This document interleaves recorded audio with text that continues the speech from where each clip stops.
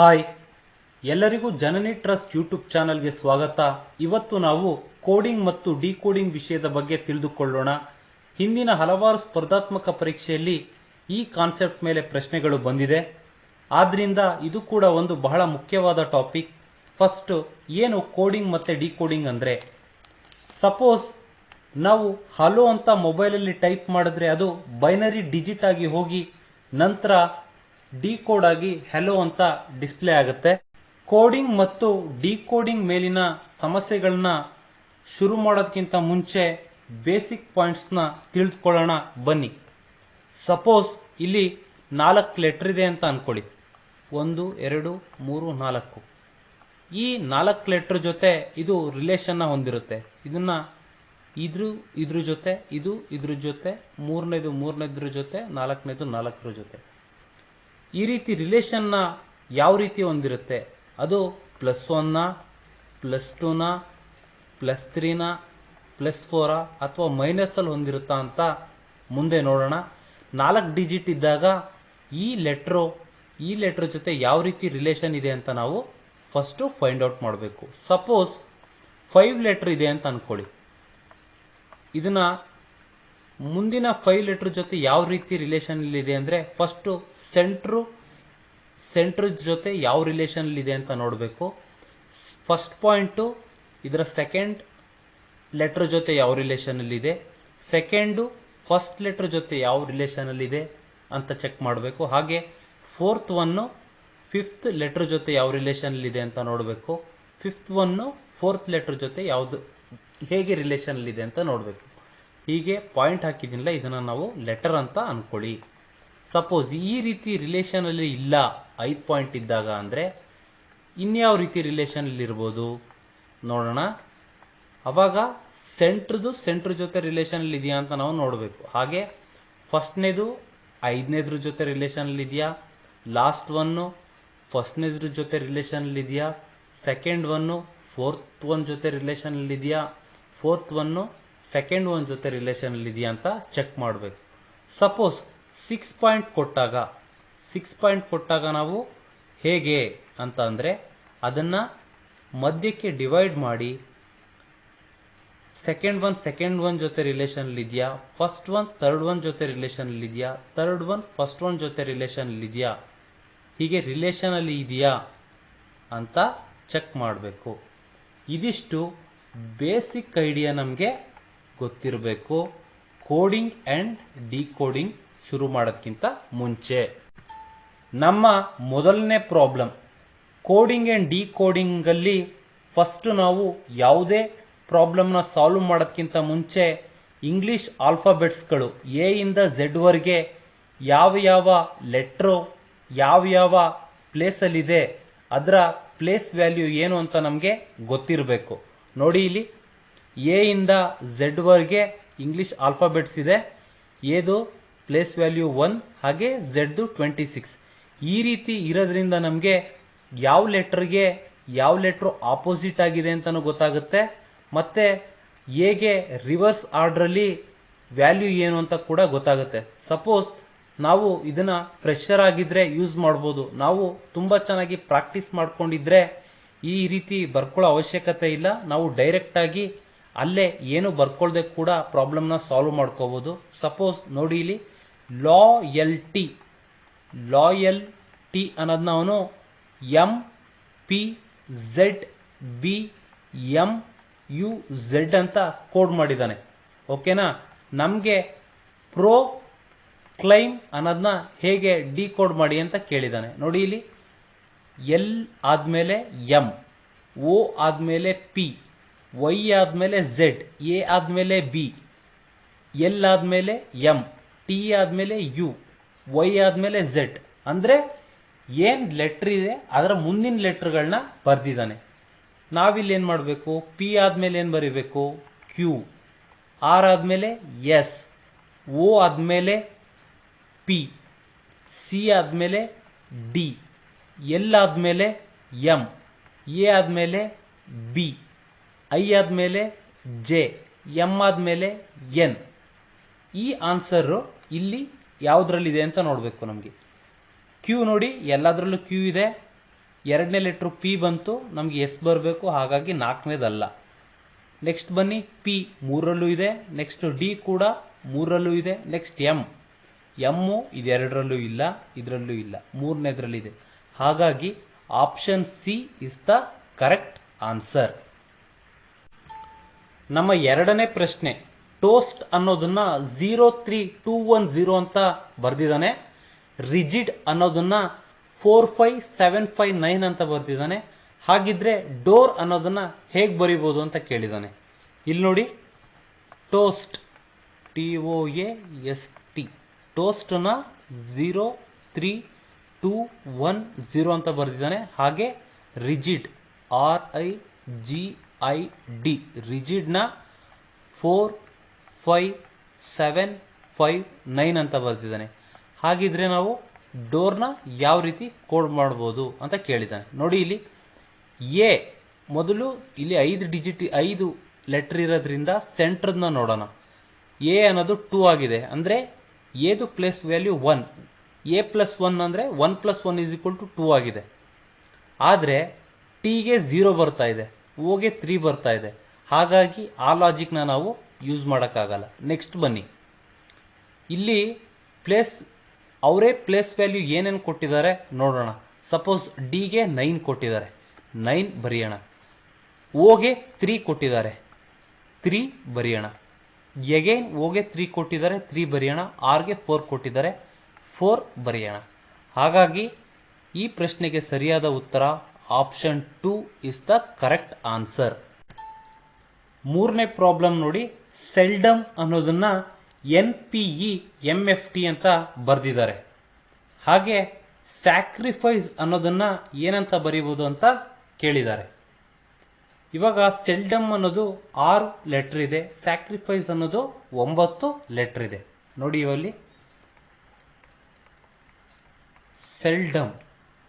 Seldom ನೋಡಿ, ಇಲ್ಲಿ S ಆದ್ಮೇಲೆ ಟಿ, ಇ ಆದ್ಮೇಲೆ ಎಫ್, ಎಲ್ ಆದ್ಮೇಲೆ ಎಂ, ಡಿ ಆದ್ಮೇಲೆ ಇ, ಓ ಆದ್ಮೇಲೆ ಪಿ, ಎಂ ಆದ್ಮೇಲೆ ಎನ್ ಬರ್ದಿದ್ದಾರೆ. ಓಕೆನಾ? ಒಂದೊಂದು ಲೆಟ್ರು ಮುಂದೆ ಬರೆದು ಅದನ್ನ ರಿವರ್ಸ್ ಅಲ್ಲಿ ಬರ್ದಿದ್ದಾರೆ. ನೋಡಿ, NPEMFT. ಅದೇ ಲಾಜಿಕ್ನ ಇಲ್ಲಿ ಉಪಯೋಗಿಸೋಣ. ಸ್ಯಾಕ್ರಿಫೈಸ್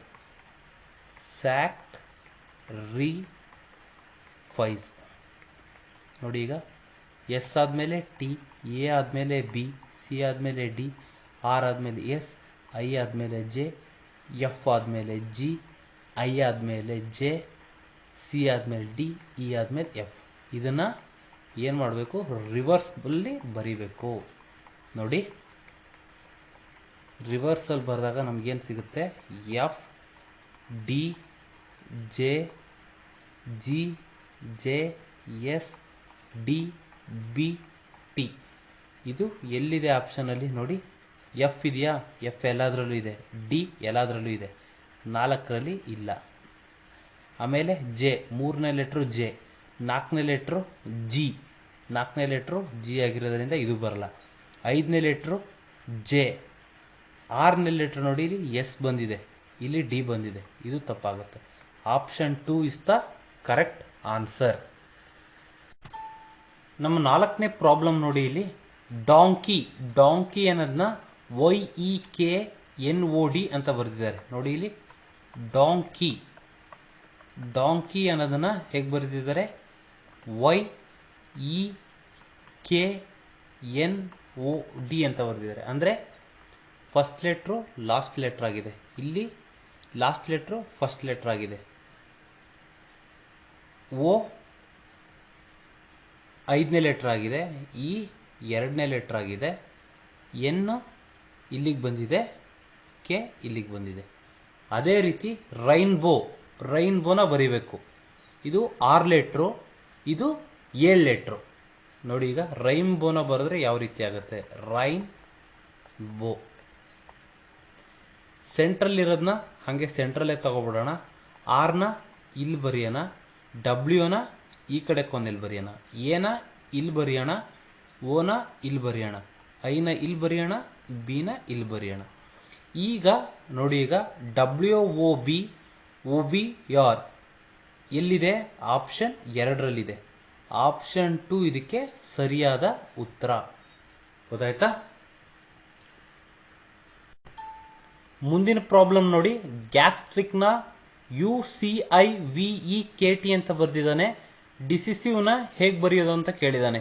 ಇಲ್ಲಿ ಗ್ಯಾಸ್ಟ್ರಿಕ್ ಅನ್ನೋದು ಎಷ್ಟು ಲೆಟ್ರ್ ಇದೆ ನೋಡಿ? 1 2 3 4 5 6 7 ಲೆಟ್ರ್ ಇದೆ. ಹಾಗೆ ಡಿಸಿಸಿವ್ ಅನ್ನೋದು ಅದು ಕೂಡ 7 ಲೆಟ್ರು ಇದೆ ನೋಡಿ. ಇವಾಗ ಗ್ಯಾಸ್ಟ್ರಿಕ್ ಅನ್ನೋದನ್ನ UCIVEKT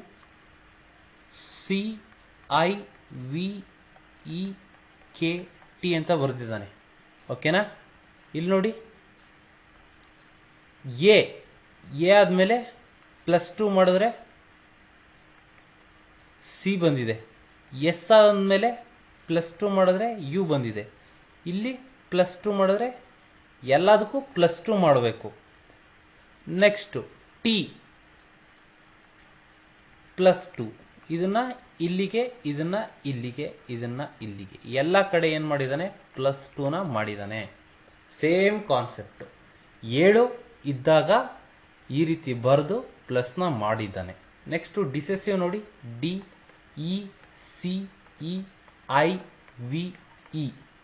ಇಲ್ಲಿ ನೋಡಿ, ಈ ಇಂದ ನೆಕ್ಸ್ಟು ಇಲ್ಲಿಗೆ, ಇದು ಇಲ್ಲಿಗೆ, ಇನ ಡೈರೆಕ್ಟ್ ಆಗಿ, ವಿ ಕೆಳಗಡೆ ಡೈರೆಕ್ಟ್, ಇದು ಇಲ್ಲಿಗೆ, ಇದು ಇಲ್ಲಿಗೆ, ಎಲ್ಲದಕ್ಕೂ ಪ್ಲಸ್ ಮಾಡಬೇಕು.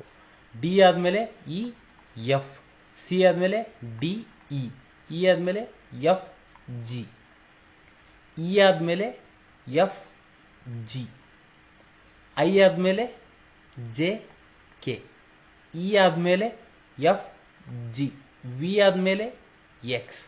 ಈ ಆಪ್ಷನ್ ಎಲ್ಲಿದೆ ಅಂತ ನೋಡಿ. EGF ಬರಬೇಕು. Option 3 is the correct answer for this question. Next problem. Night ಅನ್ನೋದನ್ನ ODDGM ಅಂತ ಬರ್ಕೊಂಡಿದ್ದಾನೆ. ಡಾರ್ಕ್ ಅನ್ನೋದನ್ನ GOYC ಅಂತ ಬರ್ಕೊಂಡಿದ್ದಾನೆ. ಹಾಗಿದ್ರೆ ಗ್ರೀನ್ ಅನ್ನೋದನ್ನ ಯಾವ ರೀತಿ ಬರಿಬೋದು ಅಂತ ಕೇಳಿದಾನೆ. ಈ ಪ್ರಾಬ್ಲಮ್ನ ಸಾಲ್ವ್ ಮಾಡೋದಕ್ಕಿಂತ ಮುಂಚೆ ಕಾನ್ಸೆಪ್ಟು ನಮಗೆ ತುಂಬ ಚೆನ್ನಾಗಿ ಅರ್ಥ ಆಗಿರಬೇಕು. ಪ್ರತಿಯೊಂದು ಆಲ್ಫಾಬೆಟ್ದು ಕೂಡ ಪ್ಲೇಸ್ ವ್ಯಾಲ್ಯೂ ಚೆನ್ನಾಗಿ ಗೊತ್ತಿರಬೇಕು. ಯಾವ ಆಲ್ಫಾಬೆಟ್ ಆದಮೇಲೆ ಯಾವ್ದು ಬರುತ್ತೆ, +2 ಮಾಡಿದಾಗ ಯಾವ ಆಲ್ಫಾಬೆಟ್ ಮುಂದೆ ಹೋಗುತ್ತೆ, ಮೈನಸ್ ಹೋದಾಗ ಯಾವ ಆಲ್ಫಾಬೆಟ್ ಹಿಂದೆ ಬರುತ್ತೆ ಅನ್ನೋದು ಚೆನ್ನಾಗಿ ಗೊತ್ತಿರಬೇಕು. ನೋಡಿ, ಇಲ್ಲಿ ನೈಟ್ ಅನ್ನೋದನ್ನ ನಾವು NAEGHT ನೈಟ್ ಅನ್ನೋದನ್ನ ODDGM ಅಂತ ಬರ್ಕೊಂಡಿದ್ವಿ. ಅದನ್ನು ನಾನು ಈ ಕಡೆಯಿಂದ ಬರ್ಕೊಬರ್ತೀನಿ. ODDGM ಅಂತ ಬರೆದಿದ್ದೀನಿ ನೋಡಿ. ಇವಾಗ ಎಮ್ ಆದಮೇಲೆ N, ಎಮ್ ಆದಮೇಲೆ N, ಜಿ ಆದಮೇಲೆ HI, 2 ಲೆಟ್ರು. ಜಿಗೆ 2 ಲೆಟ್ರನ್ನ ಆ್ಯಡ್ ಮಾಡಿದ್ರೆ ಮುಂದಿನ ಲೆಟ್ರು ಬರುತ್ತೆ. ಡಿ ಆದಮೇಲೆ ನೋಡಿ ಇಲ್ಲಿ +3, ಡಿಗೆ 4 ಲೆಟ್ರು ಮುಂದೆ ಅಂದರೆ H ಬರುತ್ತೆ. ಓಗೆ 5 ಲೆಟ್ರು ಮುಂದೆ ಅಂದರೆ ಟಿ ಬರುತ್ತೆ. ಇದನ್ನ ರಿವರ್ಸಲ್ಲಿ ಬರೆದ್ರೆ ನಮಗೆ ODDGM ಸಿಗುತ್ತೆ. ಅದೇ ರೀತಿ ಇಲ್ಲಿ ನೋಡಿ, ಡಾರ್ಕ್ DARK, ಇದನ್ನ GOYC ಬರುತ್ತೆ. ಸಿ ಆದಮೇಲೆ D +1, ವೈ ಆದಮೇಲೆ Z ಆದಮೇಲೆ ಎ ಬರುತ್ತೆ. ಓ ನೋಡಿ, ಓಗೆ ಮುಂದಿನ 3 ಲೆಟ್ರನ್ನ ಮುಂದೆ ಹೋದರೆ R ಸಿಗುತ್ತೆ. ಜಿಗೆ ಮುಂದಿನ 4 ಲೆಟ್ರ್ ಹೋದರೆ K ಸಿಗುತ್ತೆ. ಅಂದರೆ ಇಲ್ಲಿ ನೋಡಿ, ಇಲ್ಲಿ ಜಿ ಇದೆ, ಜಿಗೆ 1 2 3 4, ಜಿಯ ಮುಂದಿನ 4ನೇ ಲೆಟ್ರು K ಆಗಿರ್ತದೆ. ಆರಾಗ ನೋಡಿ, ಓಗೆ R ಬರುತ್ತೆ. ಓಗ್ ನೋಡಿ 1 2 3, ಮುಂದಿನ ಲೆಟ್ರು R ಆಗಿರುತ್ತೆ. ಹಾಗೆ ಈಗೇನು ಕೇಳಿದಾನೆ? Green ಕೇಳಿದಾನೆ.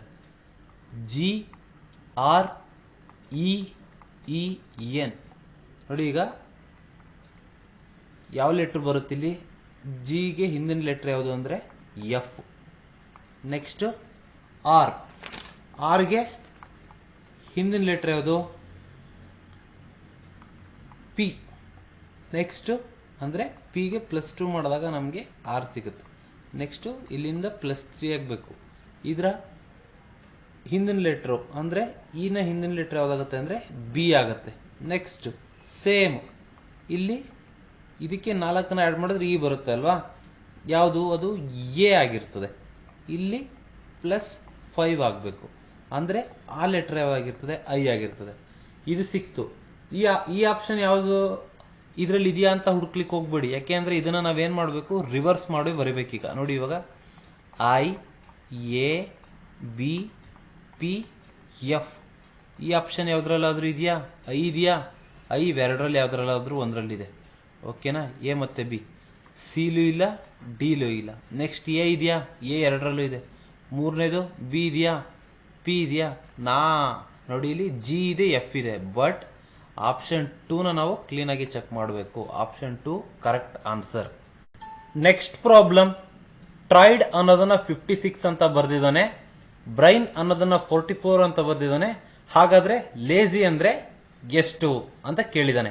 Option A 64, option B 61, option C 58, option D 43. Tried ಅಂತ ಬರೀತೀನಿ ನೋಡಿ ಇಲ್ಲಿ, TRIED ಟ್ರೈಡ್. ಈಗ ನಾನು ಹೇಳಿದೆ ಪ್ಲೇಸ್ ವ್ಯಾಲ್ಯೂ ಎಲ್ಲಾದ್ರದ್ದು ಗೊತ್ತು ಅಂತ. ಟಿದು ಪ್ಲೇಸ್ ವ್ಯಾಲ್ಯೂ ನೋಡಿ ಇಲ್ಲಿ 20, ಆರ್ದು ಪ್ಲೇಸ್ ವ್ಯಾಲ್ಯೂ ಎಷ್ಟು 18, ಐದು ಪ್ಲೇಸ್ ವ್ಯಾಲ್ಯೂ ಎಷ್ಟು 9, ಇದು ಪ್ಲೇಸ್ ವ್ಯಾಲ್ಯೂ 5, ಡಿದು ಪ್ಲೇಸ್ ವ್ಯಾಲ್ಯೂ 4. ಇದೆಲ್ಲನೂ ಆ್ಯಡ್ ಮಾಡಬೇಕು. ನೋಡಿ ಇಲ್ಲಿ 20 + 18 38, 38 + 9 + 9 18, 38 + 18 ಅಂತಂದರೆ 56 ಆಗುತ್ತೆ. ನೆಕ್ಸ್ಟ್ ನೋಡಿ ಹಾಗೆ ಬ್ರೈನ್ BRAIN, ಬಿದು ಪ್ಲೇಸ್ ವ್ಯಾಲ್ಯೂ 2, ಆರದು ಪ್ಲೇಸ್ ವ್ಯಾಲ್ಯೂ 18, ಎದು ಪ್ಲೇಸ್ ವ್ಯಾಲ್ಯೂ 1, ಐದು ಪ್ಲೇಸ್ ವ್ಯಾಲ್ಯೂ 9, ಎನ್ದು ಪ್ಲೇಸ್ ವ್ಯಾಲ್ಯೂ 14. ನಂತರ 2 + 18 + 1 + 9 + 14 ಇದನ್ನು ಆ್ಯಡ್ ಮಾಡಿದ್ರೆ ನಮಗೆ 44 ಸಿಗುತ್ತೆ. ಅದೇ ರೀತಿ ಲೇಜಿ LAZY, ಎಲ್ದು ಪ್ಲೇಸ್ ವ್ಯಾಲ್ಯೂ ಎಷ್ಟು 12, ಎದು 1, ಝೆಡ್ದು 26, ವೈದು 25. ಇದಿಷ್ಟನ್ನು ಆ್ಯಡ್ ಮಾಡೋಣ. 26 26 52, 52 + 10 62, 62 + 2 64. ಅಂದರೆ ಆಪ್ಷನ್ 1 ಇದಕ್ಕೆ ಸರಿಯಾದ ಉತ್ತರ. ನೆಕ್ಸ್ಟ್ ನೋಡಿ ಇಲ್ಲಿ ಫ್ರೆಂಡ್ ಅನ್ನೋದನ್ನ HT KG PF ಅಂತ ಕೋಡ್ ಮಾಡಿದ್ದಾರೆ. ಅದೇ ರೀತಿ ರಿವೀಲ್ ಅನ್ನೋದನ್ನ ಹೇಗೆ ಬರಿಬೋದು ಅಂತ ಕೇಳಿದಾನೆ. ಇಲ್ಲಿ ನೋಡಿ ಫ್ರೆಂಡ್ FRIEND ಅದನ್ನ ಏನಂತ ಬರೆದಿದ್ದಾನೆ, HTKGPF ಅಂತ ಬರೆದಿದ್ದಾನೆ. ನೋಡಿ ಇಲ್ಲಿ +2 +2 +2 +2 +2 +2 ಅಂದರೆ ಎಫ್ ಆದ ತಕ್ಷಣ ಇ ಆದ ತಕ್ಷಣ ಎಫ್ ಆದ ತಕ್ಷಣ ಜಿ ಆದ ತಕ್ಷಣ ಹೆಚ್, ಆರ್ ಆದಮೇಲೆ ಎಸ್ ಆದ ತಕ್ಷಣ ಟಿ, ಐ ಆದ ತಕ್ಷಣ ಜೆ ಆದ ತಕ್ಷಣ ಕೆ, ಇ ಆದಮೇಲೆ ಎಫ್ ಆದಮೇಲೆ ಜಿ, ಎನ್ ಆದಮೇಲೆ ಓ ಆದ ತಕ್ಷಣ ಪಿ, ಡಿ ಆದ ತಕ್ಷಣ ಇ ಆದ ತಕ್ಷಣ ಎಫ್. ಅಂದರೆ ಅದರ ಮುಂದಿನ ಲೆಟರ್ನ ಇಲ್ಲಿ ಬರೆದಿದ್ದಾನೆ. ಈಗ ರಿವಿಲ್ನ ತಗೊಳ್ಳೋಣ ನೋಡಿ, REVEAL. ಆರ್ ಆದ್ಮೇಲೆ ಏನು ಲೆಟರ್ ಬರುತ್ತೆ, ಎಸ್ ಬರುತ್ತೆ, ಎಸ್ ಆದ ತಕ್ಷಣ ಟಿ, ಇ ಆದಮೇಲೆ ಎಫ್ ಆದ ತಕ್ಷಣ ಜಿ, ವಿ ಆದಮೇಲೆ ಡಬ್ಲ್ಯೂ ಆದ ತಕ್ಷಣ ಎಕ್ಸ್, ಇ ಆದ ತಕ್ಷಣ ಎಫ್ ಬರುತ್ತೆ, ಎಫ್ ಆದಮೇಲೆ ಜಿ, ಎ ಆದಮೇಲೆ ಬಿ ಆದಮೇಲೆ ಸಿ, ಎಲ್ ಆದ ತಕ್ಷಣ ಎಂ ಆದ ತಕ್ಷಣ ಎನ್. ಅಂದರೆ TGXGCN ಎಲ್ಲಿದೆ ನೋಡಿ, TGXGCN. ಅಂದರೆ option 4 is the correct answer. ನಮಗೆ ಇದನ್ನೆಲ್ಲ ಬರ್ಕೋಬೇಕು ಈ ಲೈನ್ ಅಂತ ಏನಿಲ್ಲ. ನಾವಿಲ್ಲಿ ನೋಡಿದ ತಕ್ಷಣ ನಮಗೆ ಪ್ಲೇಸ್ ವ್ಯಾಲ್ಯೂ ಕರೆಕ್ಟಾಗಿ ಗೊತ್ತಿರುತ್ತಲ್ಲ ಆಲ್ಫಾಬೆಟ್ಟು. ಆರ್ ಆದ ತಕ್ಷಣ ಟಿ ಬರುತ್ತೆ, ನೆಕ್ಸ್ಟು ಇ ಆದ ತಕ್ಷಣ ಜಿ ಬರುತ್ತೆ ಅಂತ ನಾವು ಇಲ್ಲೇನೆ ನೋಡಿ ಕೂಡ ನಾವು ಇಲ್ಲೇ ಡೈರೆಕ್ಟ್ ಆಗಿ ಸಮಯ ವ್ಯರ್ಥ ಮಾಡದೆ ಆನ್ಸರ್ನ ಮಾರ್ಕ್ ಮಾಡಬಹುದು. ಮುಂದಿನ ಪ್ರಶ್ನೆ p is equal to 7, x is equal to 9, m is equal to 5, z is equal to 8, l is equal to 2, t is equal to 1 ಆದ್ರೆ x l t p x m ಏನಾಗುತ್ತೆ ಅಂತ ಕೇಳಿದಾನೆ. ನಮ್ಗಿಲ್ಲಿ ಗೊತ್ತು x z ಅಂದ್ರೆ 8, l ಅಂದ್ರೆ 2, t ಅಂತ ಅಂದ್ರೆ 1, p ಅಂದ್ರೆ 7, x ಅಂದ್ರೆ 9, m ಅಂದ್ರೆ 5. ಈ ಆಪ್ಷನ್ ಯಾವ ಇದರಲ್ಲಿದೆ ನೋಡಿ, 821795 ಆಪ್ಷನ್ 1 ನಲ್ಲೇ ಇದೆ. Option 1 is the correct answer. Next question, when is equal to 18 ಆದ್ರೆ ಟೈ ಇಸ್ ಈಕ್ವಲ್ ಟು ಎಷ್ಟು ಅಂತ ಕೇಳಿದಾನೆ. ನೋಡಿ ಇವಾಗ ವಿನ್ WIN ವಿನ್ 18 ಆಗಬೇಕಂತೆ, ಟೈ ಎಷ್ಟಾಗತ್ತೆ ಅಂತ. ಡಬ್ಲ್ಯೂದು ಪ್ಲೇಸ್ ವ್ಯಾಲ್ಯೂ ಎಷ್ಟು 23, 5 ಪ್ಲೇಸ್ ವ್ಯಾಲ್ಯೂ 9, ಎಂದು ಪ್ಲೇಸ್ ವ್ಯಾಲ್ಯೂ ಎಷ್ಟು 14. ಇದನ್ನ ಮೂರನ್ನು ಆಡ್ ಮಾಡಿದಾಗ ನಮ್ಗೆ ಆನ್ಸರ್ ಎಷ್ಟು ಬರುತ್ತೆ, 23 ಪ್ಲಸ್ 9 ಅಂದ್ರೆ 32, 32 10 42, 42 4 46 ಆಗುತ್ತೆ. ಈ ಲಾಜಿಕ್ಕು ಯೂಸ್ ಆಗಲ್ಲ. ನೆಕ್ಸ್ಟ್ ಮೂರನ್ನು ಪ್ಲಸ್ ಮಾಡಿದ್ರೆ ಯೂಸ್ ಆಗಲ್ಲ. ನೆಕ್ಸ್ಟ್ ಲಾಜಿಕ್ನ ನಾವು ಟ್ರೈ ಮಾಡಬೇಕು. 29 ಪ್ಲಸ್ 9 ಮೈನಸ್ 14 ಮಾಡೋಣ. 29 ಪ್ಲಸ್ 9 ಅಂದರೆ 32, 32ರಲ್ಲಿ 14 ಹೋದ್ರೆ 18 ಆನ್ಸರ್ ಬರುತ್ತೆ. ಈ ಲಾಜಿಕ್ನ ನಾವು ಯೂಸ್ ಮಾಡ್ಬೋದು. ನಾವು ಪ್ರಾಬ್ಲಮ್ನ ಅವರು ಯಾವ ಒಂದು ದೃಷ್ಟಿಕೋನದಲ್ಲಿ ಕೇಳಿದ್ದಾರೆ ಅನ್ನೋದ್ರ ರೀತಿಯಲ್ಲಿ ನಾವು ಸಾಲ್ವ್ ಮಾಡಬೇಕಾಗತ್ತೆ. ಒಂದೇ ರೀತಿ ನಮಗೆ ಆನ್ಸರ್ ಬರಲಿಲ್ಲ ಅಂದ್ರೆ ನಾವು ಯೋಚನೆ ಮಾಡ್ತಾ ಇರ್ತಕ್ಕಂಥ ರೀತಿನ ಚೇಂಜ್ ಮಾಡಿಕೊಂಡು ಸೊಲ್ಯೂಷನ್ನ ಕಂಡುಹಿಡಿಬೇಕಾಗತ್ತೆ. ನೋಡಿ TIE, ಟಿದು ಪ್ಲೇಸ್ ವ್ಯಾಲ್ಯೂ ಎಷ್ಟಿದೆ, ಇಲ್ಲಿದೆ ನೋಡಿ 20, 5 ಪ್ಲೇಸ್ ವ್ಯಾಲ್ಯೂ ಎಷ್ಟು 9, ಇದು 5 ಅಂದ್ರೆ 29 ಮೈನಸ್ 5 ಅಂದ್ರೆ 24 ಆಗುತ್ತೆ. ಆಪ್ಷನ್ ಎಲ್ಲಿದೆ, ಆಪ್ಷನ್ 2 ಇದಕ್ಕೆ ಸರಿಯಾದ ಉತ್ತರ.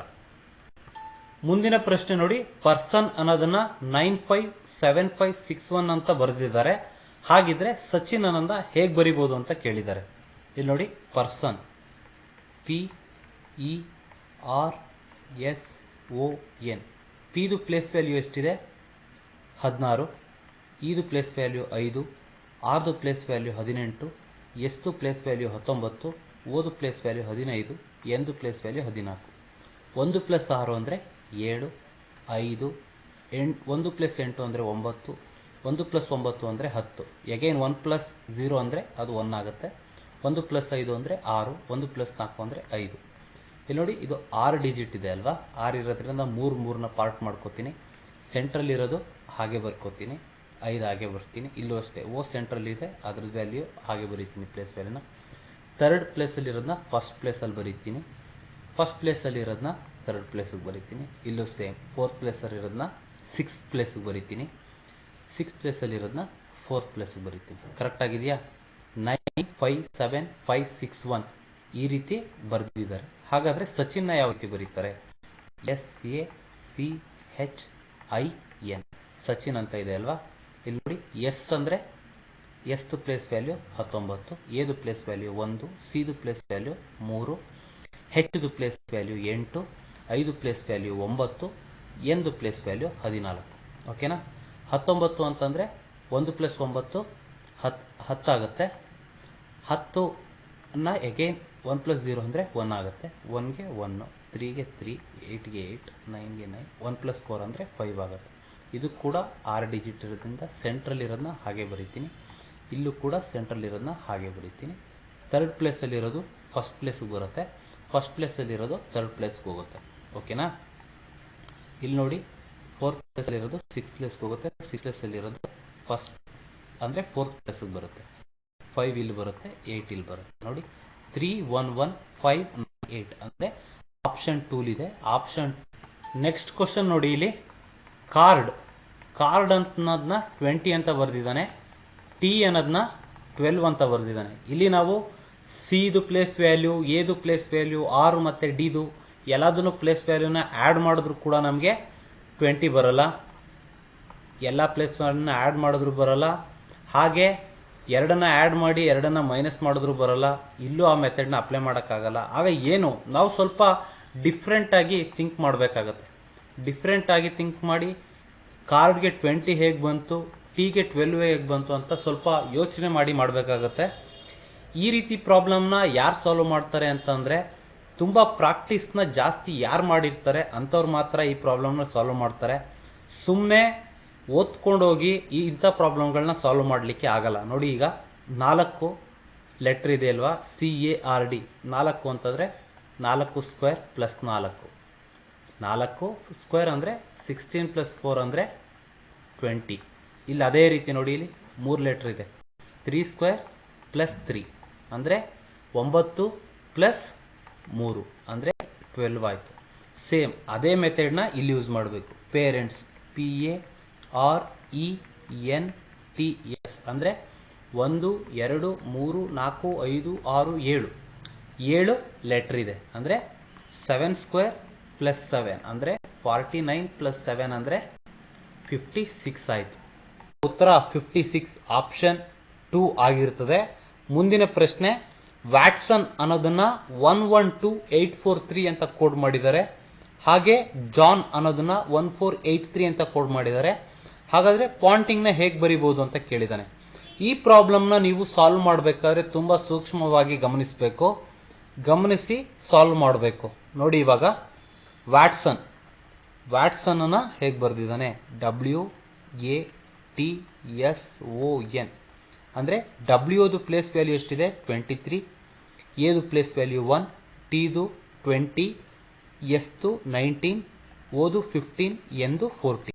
ಇವಾಗ ನೋಡಿ, 3ರಲ್ಲಿ 2 ಹೋದ್ರೆ 1, 1ರಲ್ಲಿ 0 ಹೋದ್ರೆ 1, 0ರಲ್ಲಿ 2 ಹೋದ್ರೆ 2, 9ರಲ್ಲಿ 1 ಹೋದ್ರೆ 8, 5ರಲ್ಲಿ 1 ಹೋದ್ರೆ 4, 4ರಲ್ಲಿ 1 ಹೋದ್ರೆ 3. ಈ ರೀತಿ ಬಂತ? ಕರೆಕ್ಟ್ ಆಗಿದೆಯಾ? 112843 ಬಂದಿದೆಯಾ? ಅದೇ ರೀತಿ ನೋಡಿ, ಇಲ್ಲಿ ಜಾನ್ JOHN, ಜೆದು ಪ್ಲೇಸ್ ವ್ಯಾಲ್ಯೂ ಎಷ್ಟಿದೆ, 10 ಇದೆ. ಓದು 15 ಇದೆ. ಹೆಚ್ದು 8 ಇದೆ. ಎಂದು 14 ಇದೆ. ನೋಡಿ, ಇವಾಗ 0ರಲ್ಲಿ 1 ಹೋದ್ರೆ 1, 5ರಲ್ಲಿ 4 1 ಹೋದ್ರೆ 4, 8ರಲ್ಲಿ 0 ಹೋದ್ರೆ 8, 4ರಲ್ಲಿ 1 ಹೋದ್ರೆ 3. ಕರೆಕ್ಟ್ ಆಗಿದೆಯಾ? 1483. ಅದೇ ರೀತಿ ನಾವಿವಾಗ ಪಾಂಟಿಂಗ್ಗೆ ಕಂಡುಹಿಡಿಯೋಣ. Ponting PONTING.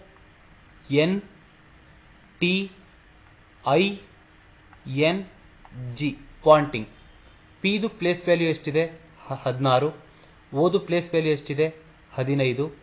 ಎಂದು ಪ್ಲೇಸ್ ವ್ಯಾಲ್ಯೂ ಎಷ್ಟಿದೆ, 14. T place value 20. 5 place value ಎಷ್ಟಿದೆ, 9. ಎಂದು ಪ್ಲೇಸ್ ವ್ಯಾಲ್ಯೂ ಎಷ್ಟಿದೆ, 14.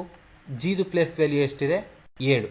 ಇವಾಗ ನೋಡಿ, 6 ಮೈನಸ್ 1 ಅಂದರೆ 5, 5 ಮೈನಸ್ 1 ಅಂದರೆ 4, 4ರಲ್ಲಿ 1 ಹೋದ್ರೆ 3, 0ರಲ್ಲಿ 2 ಹೋದ್ರೆ 2, 9ರಲ್ಲಿ 0 ಹೋದ್ರೆ 9, 4ರಲ್ಲಿ 1 ಹೋದ್ರೆ 3, 7ರಲ್ಲಿ 0 ಹೋದ್ರೆ 7.